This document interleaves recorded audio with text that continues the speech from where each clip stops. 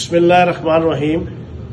मेरी तरफ से 22 करोड़ पाकिस्तानियों को बहुत बहुत ईद उल अजहा मुबारक। कुर्बानी की ईद है। अल्लाह पाक से दुआ है कि हमें अपने मुल्क की खातिर, पाकिस्तान की खातिर, इस्लाम की खातिर हर किस्म की कुर्बानी देने की तौफीक अता फरमाए। और पाकिस्तान को इस ईद के मौके पे हम दुआगो हैं कि हर किस्म के ख़तरात, मसाइब और तकालीफ से निकाल कर एक बावकार और बाइज़्ज़त मुल्क बनाए। एक बार फिर तमाम पाकिस्तानियों को और पूरी उम्मत मुस्लिमा को बहुत बहुत ईद उल अज़हा मुबारक।